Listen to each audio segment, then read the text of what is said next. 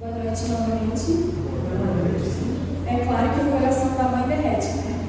Não tem como não gostar de vê-las participando dessa forma. Antes de começar, quero convidar todos para a gente fazer uma oração para iniciar a mensagem de hoje. Querido Pai que estás nos céus, nós queremos te agradecer imensamente pela oportunidade de estarmos aqui, como foi dito antes, no último domingo do ano de 2024. Um culto especial, um culto onde nós trazemos aqui realizações, trazemos sonhos para o próximo ano e colocamos tudo diante de Ti, colocamos tudo nas Tuas mãos, para que o Senhor governe, o Senhor transforme, o Senhor faça aquilo que o Senhor quiser. É isso que nós pedimos e também pedimos que abra nossa mente, que nos faça entender os caminhos e cada detalhe da mensagem de hoje. É isso que lhe peço e agradeço. Em nome do amor de Jesus. Amém. Bom, eu queria começar primeiro falando que quando o André falou comigo a respeito da mensagem de hoje, eu fiquei muito feliz, muito lisonjeada, porque a Igreja da Vila Brasília é uma igreja que já por diversas vezes eu estive aqui com vocês, eu gosto muito de estar aqui e me sinto feliz e honrada em poder, neste último culto oficial de 2024, estar aqui passando a mensagem e compartilhando com vocês aquilo que nós aprendemos no decorrer do ano. Só que não é só por isso, não é só por esse motivo, não que seja pouco, tá? Mas não é só por esse motivo que eu me sinto feliz. Um outro motivo que também me deixa muito feliz é porque a primeira vez que eu preguei na igreja foi num culto de virada de ano. Só que foi há 16 anos atrás. Então faz bastante tempo. Mas, mesmo assim, a mensagem que eu decidi trazer para vocês hoje não vai ser a mesma que eu preguei há 16 anos atrás. Principalmente porque ultimamente Deus tem trazido novas lições, novos aprendizados. E eu acho que quando nós recebemos essas novas lições e aprendizados, a gente deve compartilhar com as pessoas todas as vezes que nós tivermos oportunidade. Então, ao invés de fazermos uma mensagem de 16 anos atrás, eu acredito que essa mensagem é algo que Deus tem trazido para nós de forma muito relevante. E a primeira leitura que nós teremos hoje da Palavra de Deus, para falar um pouquinho sobre Ano Novo, realizações e essas coisas que vocês vão ver daqui a pouquinho. A primeira leitura que nós teremos, ela está em Jeremias, capítulo 29, versículo 11. Então eu convido todos vocês para abrirem a Bíblia de vocês em Jeremias, capítulo 29, versículo 11. Jeremias capítulo 29, versículo 11. Encontraram? Sim? Na minha Bíblia diz assim: porque sou eu que conheço os planos que tenho para vocês, diz o Senhor, planos de fazê-los prosperar e não de causar dano, planos de dar a vocês esperança de um futuro. Esse verso, ele é um verso que me toca muito de todos aqueles que a gente tem na Bíblia, porque a gente encontra nele detalhes muito específicos sobre aquilo que Deus deseja para nós. Deus faz planos para nós, imagina isso. Nós fazemos planos, todos os dias praticamente. Só que quando a gente entende e sabe que Deus também faz planos para nós, e aí a gente lê que esses planos dele para nós são de nos fazer prosperar e de ter esperança em um futuro, a gente começa a ficar muito mais tranquilo, né?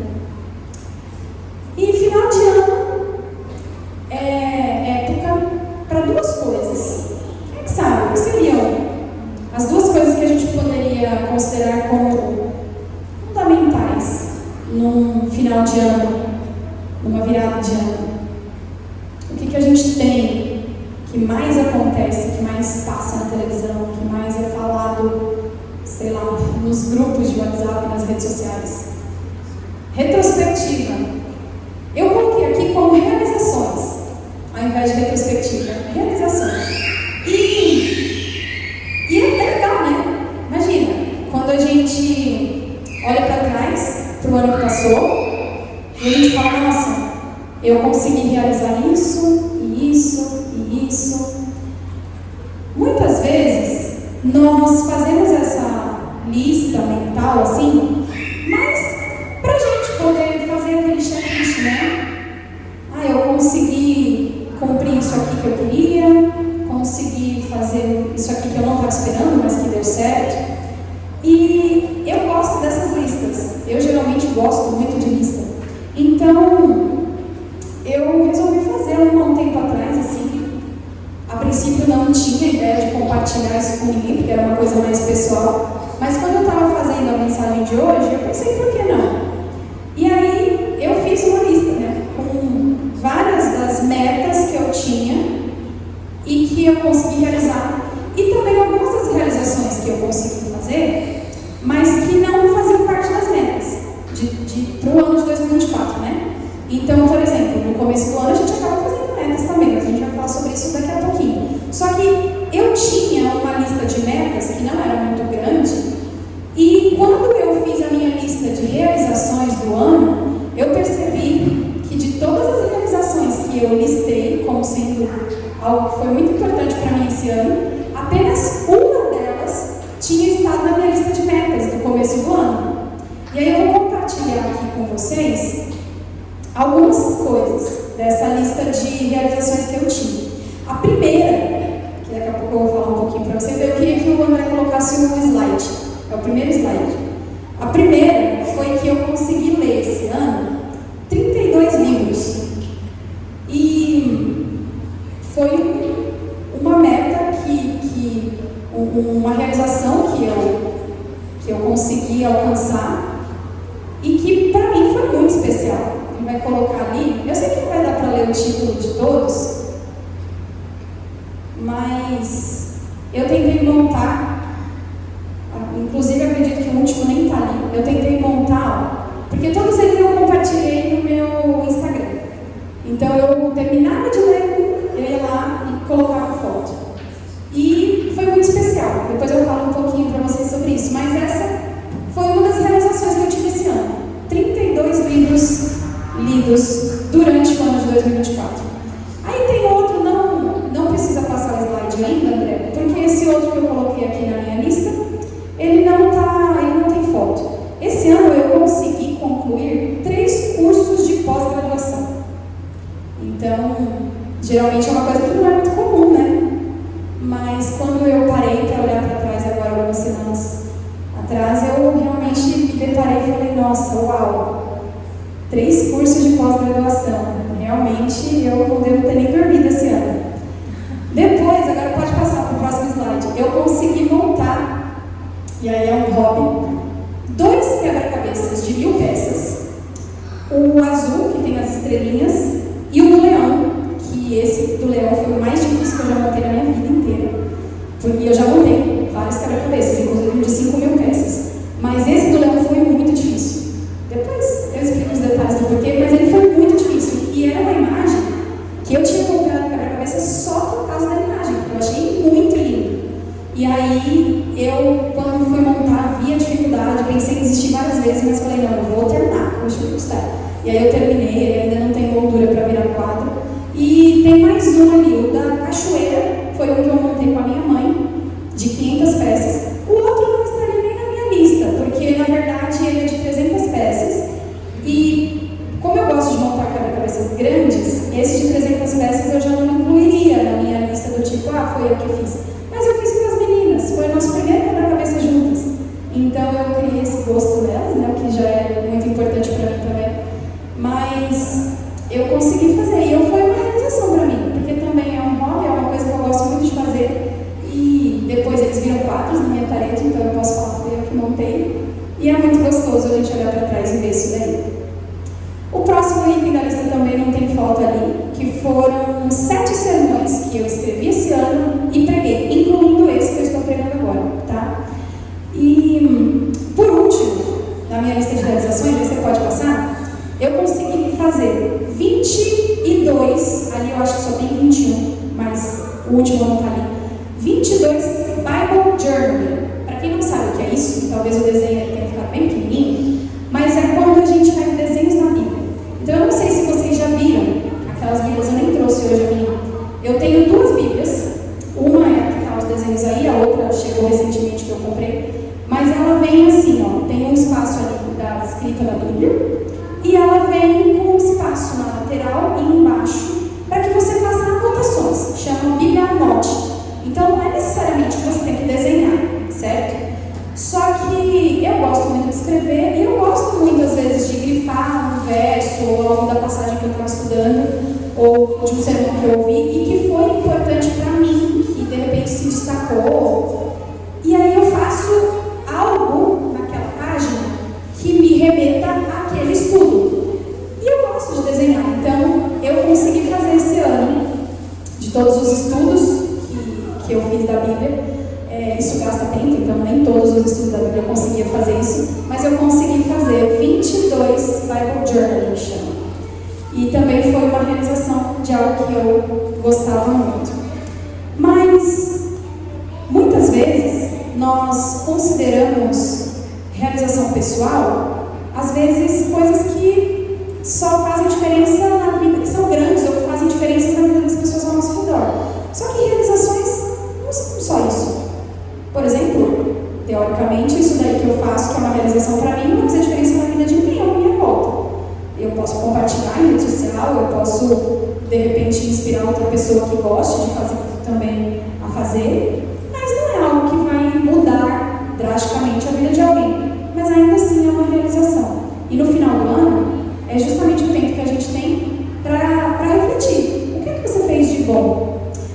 Só que geralmente, essas realizações que a gente tem no decorrer e que a gente tem no decorrer do ano, que a gente verifica ou faz o checklist delas no final do ano, elas precisaram antes passar pelo processo do planejamento.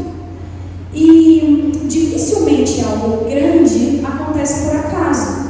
Geralmente você precisa ter um planejamento para poder fazer. E daí vem a segunda coisa que acontece muito nessa época de virada de ano. A primeira, então, foram realizações, que foi o que a Emília tinha dito, retrospectiva. A gente para olhar aquilo que passou, só que a partir desse momento a gente também começa a olhar para aquilo que vai vir depois, para o que a gente vai planejar e de repente deixar esquematizado ali como meta para o ano seguinte. E eu falei para vocês que dessas realizações, essa lista de realizações que eu fiz para mim em particular, de todas elas só tinha uma realização que fazia parte da minha lista de metas para 2024. Alguém de vocês pode chutar qual seria? Qual delas vocês acham que foi? Ali, ó, lembra, eu falei, eu li 32 livros, eu concluí 3 cursos de pós-graduação, eu montei 4 quebra-cabeças, eu escrevi 7 sermões e eu fiz 22 Bible Journey. Dessa lista, o único item que fazia parte da minha lista de metas para 2024, por incrível que pareça, era ler pelo menos 30 livros esse ano. E aí eu explico, né? A maioria às vezes pode achar, mas não seria concluir a pós-graduação. Geralmente, né, pós-graduação é algo que você precisa de planejamento, você não faz assim do nada, terminei 3 pós, né? Mas, na verdade, essa acabou sendo, porque eu não tinha pretensão de terminá-las esse ano, foi por acaso mesmo. Mas a leitura não. E aí eu vou explicar um pouquinho para vocês, compartilhar aqui o porquê dessa meta e dessa realização. Eu sempre gostei de ler muito. Quando eu tinha uns 11 anos, mais ou menos, eu estava na época, era sei lá, quinta série, sexta série, hoje seria sexto ano, sétimo ano, por aí. Meu pai começou a me incentivar muito para ler, então eu não tinha esse costume antes disso, mas meu pai começou, não, você tem que ler, você tem que ler, você tem que ler. E aí começou a ter uma coisa na escola, onde os meus colegas também pegavam muitos livros na biblioteca, enfim. E eu desenvolvi o hábito da leitura, então eu lia muito, muito, assim, eu sou do tipo daquela pessoa que tá todo mundo aqui, eu carrego um livro comigo, porque 5 minutinhos que eu tiver, eu abro o livro e fico lendo, bem quietinho, então eu gosto disso. Só que eu passei por épocas da vida em que eu cheguei a ler quase 50 livros no ano, principalmente quando eu era adolescente. Aí a gente cresce, a gente começa a ter responsabilidade, a gente fica adulto e a gente vira, no caso as mulheres, vira mãe. Gente, depois que a Tina nasceu, a minha lista de leitura anual foi reduzida drasticamente, assim.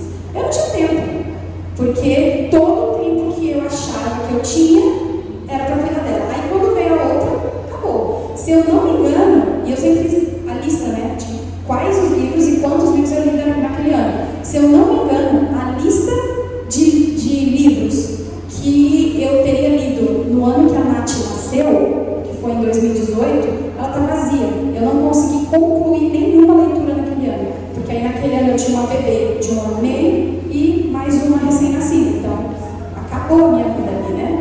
Falando no sentido de coisas pessoais que eu faria só para mim. E aí, o tempo foi passando, eu consegui ler de novo algumas coisas, mas era sempre muito pouco. E então, quando foi no final do ano passado, no meio daquelas crises assim que a gente fica, ai não, eu preciso fazer alguma coisa, eu preciso mudar, eu preciso melhorar, eu preciso fazer isso, fazer aquilo. Eu comecei a pensar e eu falei, o que é que eu quero para o ano que vem? Além de todas as coisas que a gente já fica pensando, né, que a gente quer realizar. E me veio muito claro na mente, eu quero voltar a ler. Eu preciso voltar a ler, porque eu amo ler, eu gosto muito de fazer isso. E eu preciso encontrar tempo para fazer isso. Então eu tinha isso como meta, e era uma meta muito importante para mim. Então quando eu consegui passar dos 30 livros durante o ano, eu fiquei muito feliz mesmo. E essa é uma meta pessoal, por motivos pessoais, como eu disse antes, que não necessariamente iria mudar a vida de alguém. E mesmo quando elas são metas pessoais, elas nos trazem felicidade. A gente fica muito feliz quando a gente consegue alcançar algo desse tipo. E aí a gente vai falar um pouquinho então sobre os planos, essas metas. Sabe os recomeços? Agora a gente vai ter né? Começo de ano, a gente recomeça muita coisa. Só que esses recomeços de que a gente fala, eles são feitos 99% de planos. E eles são muito importantes. E eles recebem ainda um peso muito maior agora, no começo do ano. Talvez você possa pensar, como cristão, que existe algo ainda maior. Porque a gente acabou de ler em Jeremias. Deus faz planos para nós. E como cristãos, a gente entende que todo aquele que acredita em Deus, quando faz planos, deseja desesperadamente que Deus dê algum tipo de sinal para mostrar se esses planos estão de acordo ou não com os planos que Ele faz para nós. Talvez a gente possa pensar que Deus não vai enviar um sinal para dizer que você tem que ler 30 livros no ano, por exemplo. Ou Deus não vai enviar um sinal para dizer que você tem que, de repente, começar uma pós-graduação ou tal quebra-cabeça. Talvez Deus não envie sinais desse tipo. Mas, com certeza, nesse momento, você consegue pensar em alguma outra área, ou algumas outras áreas da sua vida, onde Deus poderia, sim, dizer exatamente quais são os planos que Ele tem para você. Dizer exatamente o que vai acontecer e de que forma Ele vai estar cuidando de você. Só que é isso que acontece. e eu diria, na maioria delas, não é isso que acontece. Nós fazemos planos, nós oramos, choramos e esperamos. E mesmo assim, tudo que nós obtemos como resposta é o silêncio de Deus. Nós vemos uma porção de coisas que parecem estar dando errado, simplesmente porque estão totalmente diferentes daquilo que Deus planejou, daquilo que nós planejamos. E nós não conseguimos imaginar ou entender qual será o resultado final de tudo aquilo. Quantos de nós aqui já planejamos alguma coisa e de repente tudo aconteceu diferente? E você fica assim, o que está acontecendo? Deus não está ouvindo? Ou Deus não quer que isso dê certo? Como funciona? Isso acontece com todo mundo. E receber o silêncio de Deus não é fácil. Não é fácil encarar os planos desconhecidos que parecem totalmente diferentes daqueles que nós fizemos. Mas a mensagem de hoje, ela não foi feita com base em lista de metas ou em papo de coach sobre os planos para o ano que virá. A mensagem que Deus colocou no meu coração hoje, e que eu tenho certeza que é meu dever compartilhar com vocês, ela tem na base 3 versículos, os 3 últimos versículos de uma passagem que nós vamos ler agora. Então eu quero te convidar para voltar um pouquinho na nossa Bíblia, lá no livro de Salmos. Salmos 40, nós vamos ler dos versículos 1 a 3. Salmos 40, dos versículos 1 a 3. E ele diz o seguinte: depositei toda a minha esperança no Senhor. Ele se inclinou para mim e ouviu o meu grito de socorro. Ele me tirou de um poço de destruição, de um atoleiro de lama, pôs os meus pés sobre uma rocha e firmou-me num local seguro. Pôs um novo cântico na minha boca, um hino de louvor ao nosso Deus. Muitos verão isso e temerão e confiarão no Senhor.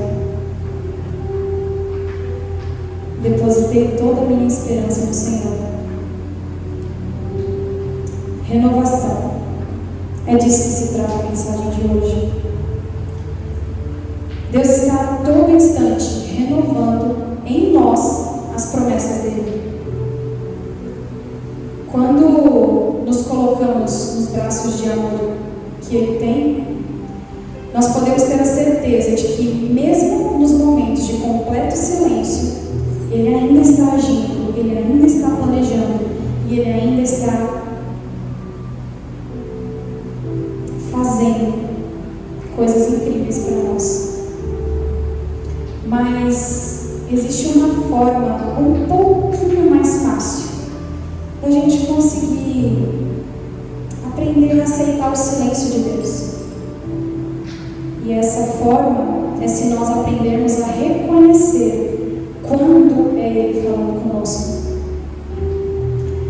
E assim como todos aqui, tenho certeza, existem coisas muito importantes para mim hoje e que eu tenho implorado muito para Deus me dizer o que vai acontecer. E tudo que eu tenho escutado nas últimas semanas é o silêncio de Deus. Em nenhum sinalzinho, pequenininho que seja, eu consigo enxergar nenhum indício do que é que Deus está planejando ou fazendo por mim. E esse silêncio de Deus às vezes pode nos fazer pensar que Ele não está ouvindo, porque se Ele estivesse ouvindo, Ele falaria conosco, Ele responderia às orações, Ele responderia tudo aquilo que nós estamos pedindo. Afinal de contas, Ele disse na palavra dele que a gente pede e a gente recebe. Mas existem outras formas que a gente precisa começar a prestar mais atenção. testemunhos, algumas situações que acontecem comigo que eu procuro não compartilhar quando eu vou pregar.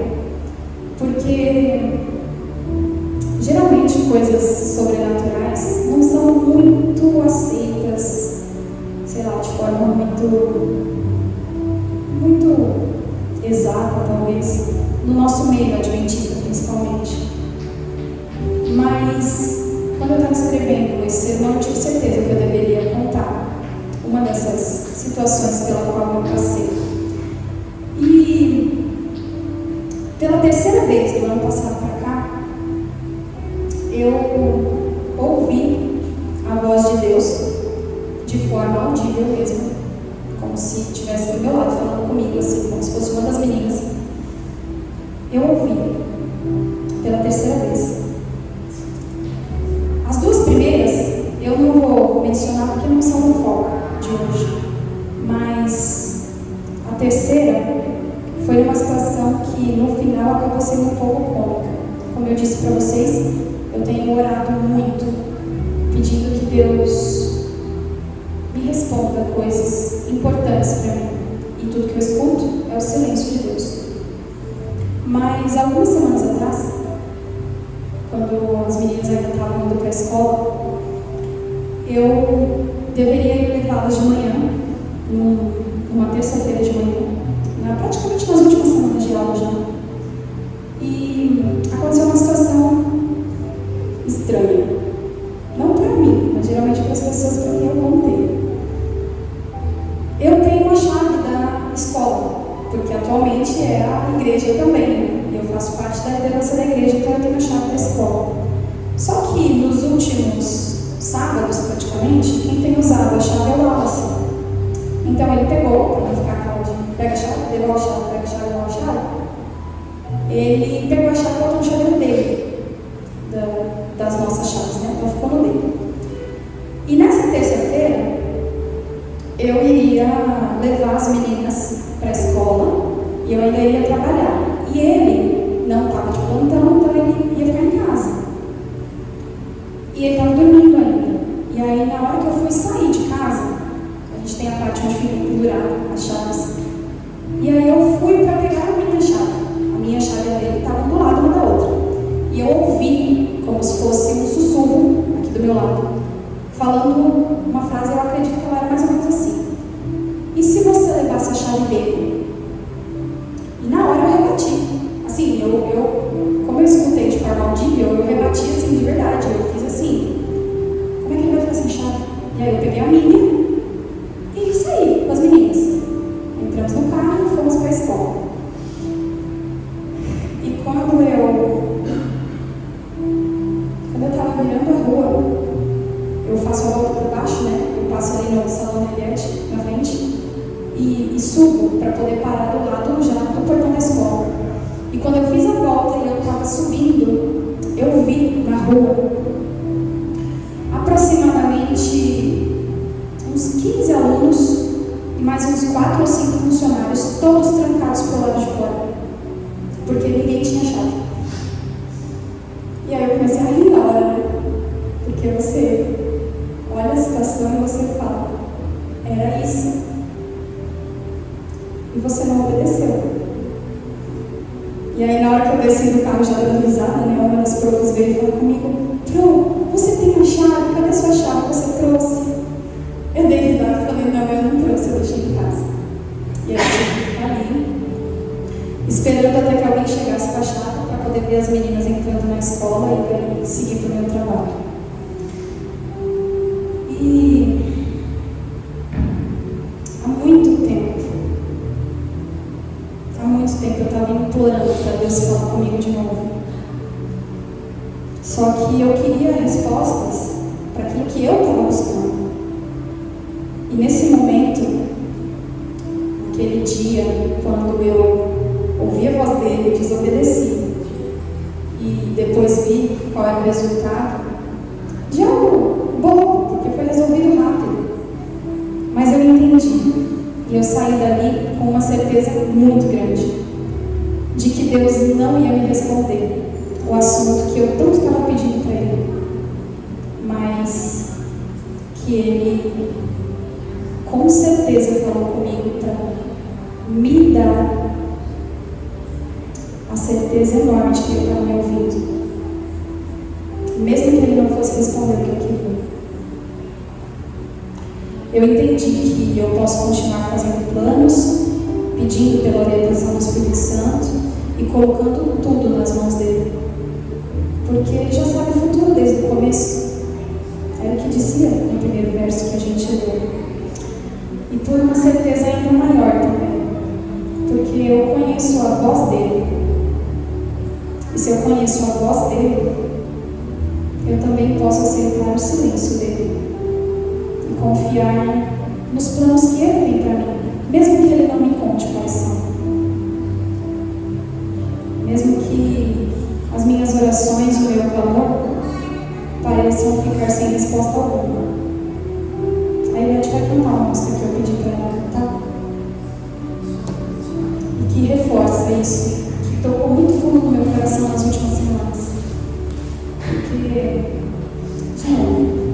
se eu conheço a voz dele, eu posso aceitar o silêncio dele para mim, porque ele está ouvindo. E aí a gente continua fazendo planos e aceita os planos que ele também faz.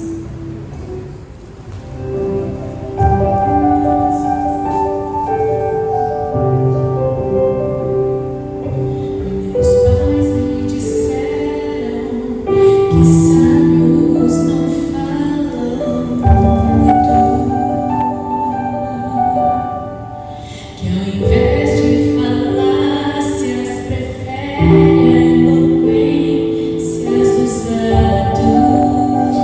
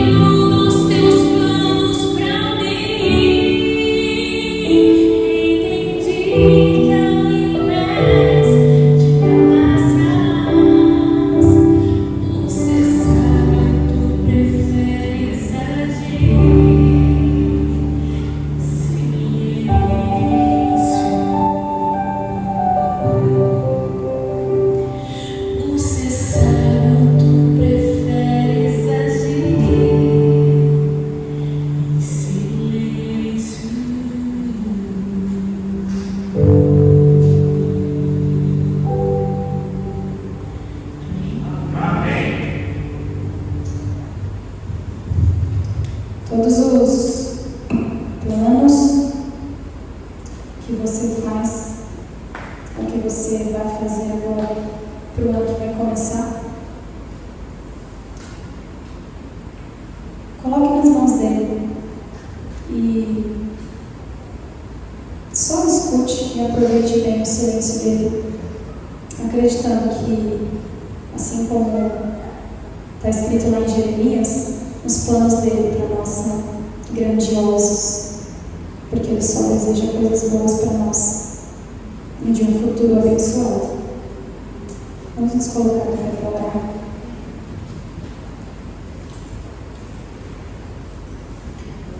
Querido Pai que está nos céus, nós queremos te agradecer por nos dizer constantemente e repetidamente que o Senhor faz planos para nós, que o Senhor conhece todas as nossas necessidades e que tudo aquilo que o Senhor planeja para nós é bom, é grande